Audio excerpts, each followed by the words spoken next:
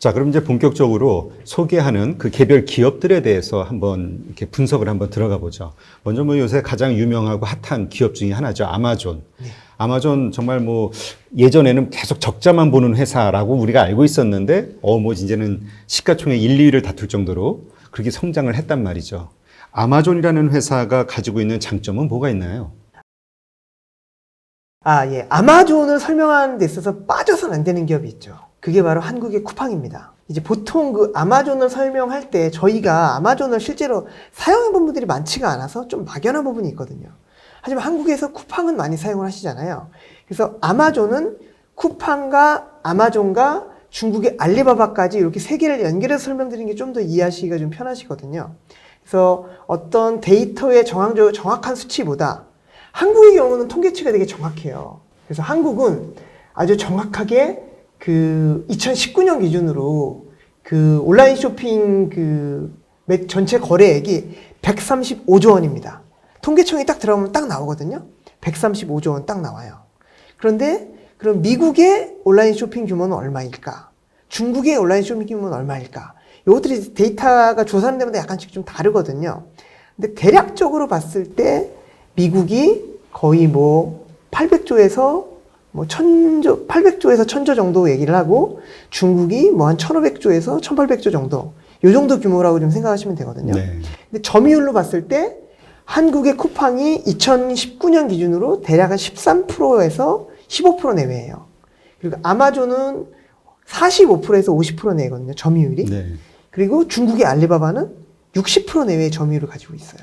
근데 이제 저희가 그러면은 여기서 굉장히 중요한 게 이미 미국과 중국은 경쟁이 끝나버린 거죠. 독점에 가까워졌잖아요. 50%면은 온라인 쇼핑 거래액의 뭐 50%, 60%. 아마존과 알리바바는 이미 그쪽 시장을 확 독점한 상황이기 그렇죠. 때문에 독점인 거죠. 네. 온라인 쪽으로만 봤을 때. 근데 한국은 치열하죠. 그렇죠. 쿠팡 말고도 여전히 많은 기업들이 정말 계속해서 적자가 나고 있는 그런 상황이고 쿠팡이 2년 연속으로 1조 적자가 났었거든요. 근데 기적적으로 2019년에 적자가 7천억으로 줄었어요. 예상 밖이었죠. 근데 대신에 쿠팡은 사용자 수도 아주 급격히 증가하고 있어요. 특히 코로나19 영향으로 사용자 수가 더 증가했잖아요. 그래서 쿠팡도 결국 아마존이나 알리바바의 길을 가고 있는 건 맞는데 경쟁이 너무 치열한 상황이라 아직도 쿠팡이 최후의 승자가 될 거냐에 대해서는 조금 이제 의구심을 가지는 분들이 있는 거죠. 그렇죠. 점유율이 워낙 작으니까. 예. 근데 그렇다면 우리 입장에서는 어디에 투자라는 게 확률적으로 높냐는 거죠. 알리바바는 시장 점유율이 60%라고 하고 아마존은 시장 점유율이 50%에 가깝다고 하는데 그리고 중요한 거는 이 기업들은 이쪽에서도 수익이 나지만 이게 온라인 쇼핑 쪽이잖아요. 더 막대하게 수익을 내는 쪽이 있죠. 그게 바로 클라우드 분야인 거죠. 글로벌 시장에서 아마존이 클라우드 점유율이 1등이거든요. 네. 그리고 2등이 마이크로소프트죠. 3등이 구글인데 4등이 알리바바예요. 여기서 또 중요한 부분이 있어요. 뭐 제가 지금 말씀드리는 요 데이터 부분은 약간 이제 틀릴 수 있어요. 실제 왜냐하면 데이터라는 게 계속 변하게 되잖아요. 시점에 따라서. 그래서 방향성으로 좀 봐주시면 될 것 같고요. 2019년 기준으로 아마존의 그 시장 점유율이 한 34% 정도 됐어요. 마이크로소프트가 거의 17% 정도까지 올라왔거든요. 원래 클라우드. 13%. 클라우드 시장에서. 원래 13%였는데 급격하게 지금 올라오고 있단 말이에요. 근데 알리바바 같은 경우에는 지금 중국에서 글로벌이 아니라 중국 시장 점유율이 40%가 넘어요. 그런데 재밌는 게 아마존의 2019년 이익 중에서 대략 2019년의 이익이 아마존이 한 17조 원 정도가 났거든요. 근데 여기서 온라인 쇼핑 쪽에서 난 이익이 6조 3천억인가 그래요. 나머지 거의 10조 이상이 클라우드 쪽에서 났어요. 클라우드 쪽이 어마어마하게 지금 이익이 많이 발생하는 그런 쪽이거든요. 거기서 세계 1위란 말이에요, 아마존이. 네. 근데 모델이 비슷하잖아요, 알리바바가. 네. 알리바바가 아직 글로벌 점유율은 좀 모자라고, 알리바바는 2019년, 얘네가 이제 3월 결산이라 2020년 3월 기준으로 알리바바도 수익이 20조 정도 좀 넘게 났거든요. 20조 정도 좀 넘게 난 걸로 추정하고 있는데, 얘네는 아직 그 클라우드 쪽 이익은 거의 없어요. 그럼 이제 저희는 기대가 되는 거죠. 결국 중국 시장은 알리바바가 상당히 점유율을 가지고 앞으로 계속 발전해 나갈 건데 최근에도 알리바바가 뭐 30조 이상 3년간 투자를 하겠다 뭐 이런 발표도 있었잖아요. 클라우드 쪽에. 네. 그럼 이쪽이 분명히 좋아지는데 이쪽이 아직 수익이 안 나고 있단 말이에요. 아마존 모델을 적용해 보면은 좋아질 수 있는 부분이 있는 거잖아요. 이런 기대감, 이런 것들이 있는 거죠. 그래서 이제 아마존이랑 알리바바는 또 그다음에 그 오프라인 쪽으로도 좀 진격을 하고 있잖아요. 그래서 그 아마존 고라는 무인 매장. 요게 이제 2021년까지 뭐 3,000개를 오픈하는 걸 목표로 하고 있거든요. 미국 아마존 같은 경우에는. 그 다음에 이제 알리바바는 허마셴성이라는 그 신선식품 그 매장이 있거든요. 이 매장이 또 모든 인공지능 기술이 집약되어 있는 알리페이를 사용해서 결제하고 뭐 이런 뭐 3km 이내인 경우에는 주문하고 나서 30분 이내 배달 뭐 이런 특징을 가지고 있는 이런 매장들, 이런 오프라인까지 진격을 하고 있는. 그리고 그 아마존도 이제 시가총액 기준으로 미국 기준으로 애플이랑 그 다음에 마이크로소프트랑 아마존이 1, 2, 3위를 막 번갈아 가면서 하거든요. 네. 시가총액 기준으로. 알리바바가 중국에서 시가총액 기준으로 텐센트랑 1, 2위를 엎치락뒤치락 하면서 다투고 있어요. 요런 1등 기업들에 투자를 했을 때 훨씬 좀 가능성이 높지 않겠냐. 요런 개념인 거죠. 아, 그러니까 우리가 글로벌 1등 기업의 그 어떤 범위를 예. 미국 소재 기업만이 아니라 중국을 포함한 글로벌 상황에서의 어떤 1등 기업들 이쪽으로 이제 투자 대상을 넓히는 거군요. 굉장히 중요한 포인트를 말씀해 주신 거죠, 지금. 지금은 한국에서 1등 한다고 해서 생존을 보장받는 시대가 아니거든요. 지금은. 한국에서는 1등을 하지만 글로벌에서는 완전 순위 바뀐 경우가 굉장히 많기 때문에 글로벌 1등, 세계가 좀 평평해졌잖아요. 지금은 뭐 그냥 페이스북만 봐도 전 세계인들이 그냥 다양하게 페이스북을 사용을 하잖아요. 그런 관점으로 보지 않으면 굉장히 이제 뭔가 큰 그림을 놓칠 수가 있는 거죠. 예. 그 부분이 좀 중요하다고 생각을 합니다. 네. 자, 그러면 이번에는 그 알파벳, 예. 사실 우리가 구글로 많이 알려져 있죠. 예. 이 회사에 대해서 한번 좀 분석을 해봐 주시죠. 알파벳은 크게 세 개가 있는 거죠. 알파벳은 자회사가 정말 많은데 다 말씀드릴 수는 없고 이제 크게 세 개만 말씀드려도 원래는 구글에서 시작을 한 거죠. 네. 모든 검색은 구글로 통하잖아요. 그래서 구글의 검색 1등이 아닌 나라는 세 개밖에 없어요. 한국, 그 다음에 중국, 그 다음에 러시아. 이 나머지 국가들은 다 구글이 검색 1위거든요. 그러니까 세상의 모든 사람들은 다 구글에 물어보잖아요. 모든 궁금한 거를. 그러면 이 세상의 모든 데이터가 다 구글에 쌓여 있단 말이에요. 그게 구글이죠. 그리고 그 검색할 때 광고료를 받잖아요. 네. 단어별로 이제 뭐 경매를 붙이거나 해서 광고료를 받고 여기서 발생하는 이익이 상당한데 구글이 정말 그 신의 예지력을 가진 게 구글이 유튜브를 인수했잖아요. 14년 전에. 네.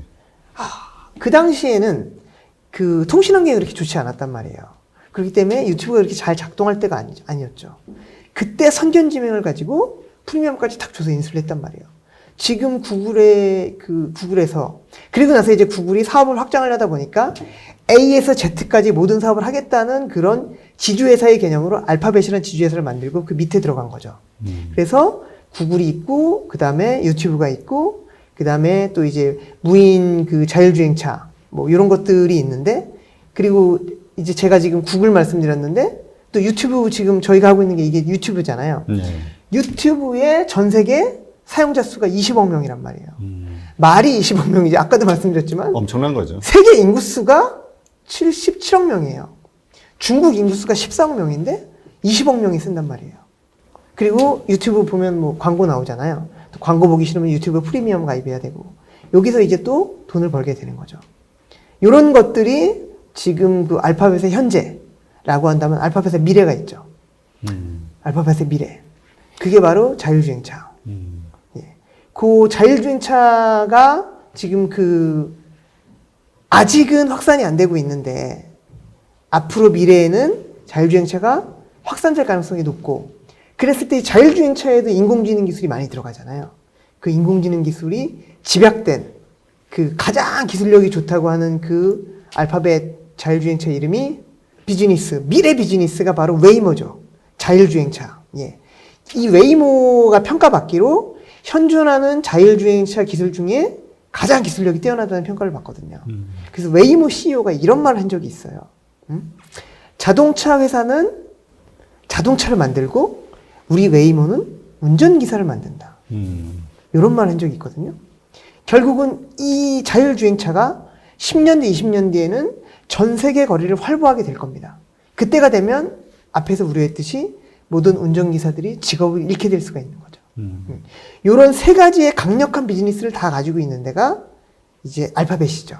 그 외에도 뭐 150살, 뭐 인간의 수명을 150살에서 200살로 늘린다는 그런 자회사라든가 뭐 여러 가지 자회사들이 많이 있어요. 그리고 헬스케어 쪽에도 좀 진출을 했거든요. 네. 그래서 요번에 이제 그 헬스케어를 최근에 인수를 했죠. 핏빛.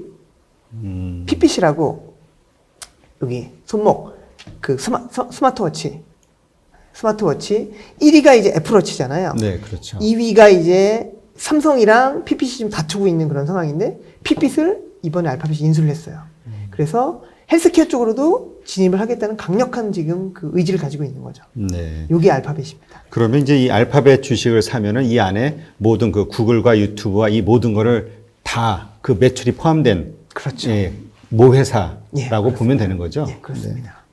자, 그럼 이제 참 그 오랫동안 유명했었고 사실 이제는 끝물 아니야? 좀 이렇게 종이호랑이 되는 거 아니야? 라고 생각했던 기업이 사실 MS잖아요. 마이크로소프트. 근데 요새 뉴스를 보면 아주 부활하는 것 같은 그런 느낌이 드는데 이 마이크로소프트에 대해서도 설명을 해봐 주시죠.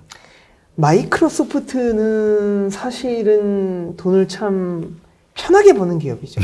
그렇죠. 정말 편하게 벌죠. 아주 편하게 버는 기업이죠. 저도 사실 뭐 이런 공부를 하기 전까지는 윈도우 가격이 얼마인지를 잘 몰랐거든요. 저희가 보통 이제 요즘 젊은 분들은 모르겠지만 조금 연세 있으신 분들은 컴퓨터를 사면 거기 윈도우가 이제 포함돼서 오잖아요. 그렇죠. 예. 그 윈도우 가격이 뭐 한 15만 원에서 20만 원. 근데 저는 옛날에 이런 생각을 했어요. 윈도우가 있고 그 다음에 MS 오피스라는 게 있잖아요. 엑셀, 파워포인트, 워드. 요 가격이 합쳐진 건 줄 알았는데 이 MS 오피스 가격이 또 별도예요. 요게 또한 15만 원에서 20만 원 하더라고요. 그러면 컴퓨터 한 대를 우리가 살 때마다 마이크로소프트에 주는 돈이 30만 원에서 40만 원인 거예요. 돈을 참 쉽게 버는 기업이죠. 예. 요것만으로도 충분한데 요걸 이제 이게 이제 한 번 설치하면 계속 쓰는 거잖아요. 그렇죠. 그러다 보니까 이제 때때로 업그레이드를 해주죠. 그 마이크로소프트에서. 그래서 윈도우 7이 나오고 윈도우 8이 나오고 지금 윈도우 10이 나오고 그때마다 우리는 이제 업그레이드를 해줘야 되는 거잖아요. 그렇게 돈을 좀 쉽게 벌고 그 다음에 이제 그 MS 오피스, 엑셀 뭐 이런 것들을 옛날에는 한 번 사면 설치해가지고 계속 썼잖아요. 근데 이게 이제 오피스 365로 바뀐 거죠. 이게 무슨 말이냐면 월정액으로 바뀌는 거예요. 네. 월정액. 매월 돈을 내고 쓰는 걸로. 그러면은 이런 구독형 모델이 요즘 상당히 유행이잖아요. 훨씬 더 마진이 높아지는 거죠. 훨씬 더. 이런 식으로 발전을 하고 있는데 사실 이것만으로도 돈을 많이 버는데 또 획기적인 게 하나 나온 거죠. 그게 바로 앞에서 설명드렸던 거. 그 아마존이 1위라는 클라우드. 클라우드에서 원래 MS가 후발주자였잖아요. 그래서 점유율이 처음에는 뭐 10%, 13% 이렇게 가다 18%까지 올라갔어요. 점유율이. 성장률이 어마어마해요. 연평균 성장률이. 왜냐면은 이쪽에서는 이제 그 마이크로소프트 애저라고 하는데 이쪽 클라우드의 특징은 기업들이 좀 좋아하죠. 왜냐면 모든 문서의 표준이 뭐 윈도우랑 MS 오피스 시리즈잖아요. 근데 이 애저는 요 MS 오피스 요게 이제 호환되게 그렇게 만들었기 때문에 기업들이 굉장히 좋아합니다. 그래서 이쪽 그 마이크로소프트의 클라우드를 채택하는 경우가 많아요. 그래서 빠른 속도로 지금 아마존을 추격해가고 있는 거죠. 이쪽에서도 지금 마진이 어마어마하게 강하게 발생하고 있는 거죠. 그 클라우드 시장의 승자로는 지금 시장에서 어느 쪽을 예상하고 있나요? 아마존을 더 강하게 보나요? 아니면 MS가 유리하다고 보나요? 저희가 이제 독점과 과점이 있는데요. 독점 시장, 과점 시장이 있잖아요. 네. 다 이제 예를 들어서 윈도우는 독점이죠. 그렇죠. 그리고 아마존 같은 경우에도 온라인 쇼핑은 독점이죠. 그런데 지금 말씀하신 클라우드는 과점 시장으로 보셔야 될 것 같아요. 그러니까 상위 한 서너 개 정도의 기업들이 점유율을 나눠 가지는 그런 하지만 나머지 기업들이 진입하기 어려운, 영세한 기업들은 진입하기 어려운 그런 관점으로 봤을 때 이제 빅2, 아마존이랑 그 다음에 마이크로소프트가 빅2, 구글이 그걸 따라가려고 좀 노력하고 있고 중국에서는 알리바바가 아주 강력하게 성장을 하고 있는 그런 구도라고 좀 보시면 될 것 같습니다. 네, 그렇군요. 자, 이번에는 그 넷플릭스에 대해서 한번 알아보죠. 뭐 이번에 코로나19 때문에 사실 넷플릭스 주식이 확 올라오기도 했었잖아요. 그렇죠. 집안에서 전부 심심하니까 뭐 할 게 있나요? 뭐 게임하거나 TV 보는 거밖에 없으니까. 그래서 넷플릭스가 이렇게 좀 상당히 기대감을 많이 얻고 있는 회사이기도 한데 이 넷플릭스라는 회사에 대해서 좀 구체적으로 설명을 해봐 주시죠. 넷플릭스는 뭐 사실 모르는 사람들이 이제는 좀 드문. 왜냐면 우리 한국에서도 가입한 사람들이 꽤 많더라고요. 예, 맞습니다. 넷플릭스 가입자 수가요, 2019년 말 기준으로 1억 6,700만 명이에요. 많이 늘었네요. 1억 6,700만 명이거든요. 근데 요 넷플릭스 가입자 수는 조금 애매한 게 아이디를 좀 공유해서 쓰잖아요.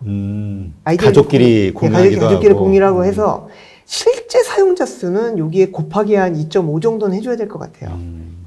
이 회원수에다가. 그럼 이미 저는 사용자 수가 거의 뭐 4억 명에서 5억 명 정도 된다고 보거든요. 근데 이 놀라운 일이 이제 매년 거의 2천만 명씩 늘었는데 요번에 넷플릭스 가입자 수 발표하고 깜짝 놀랐죠. 그 1분기.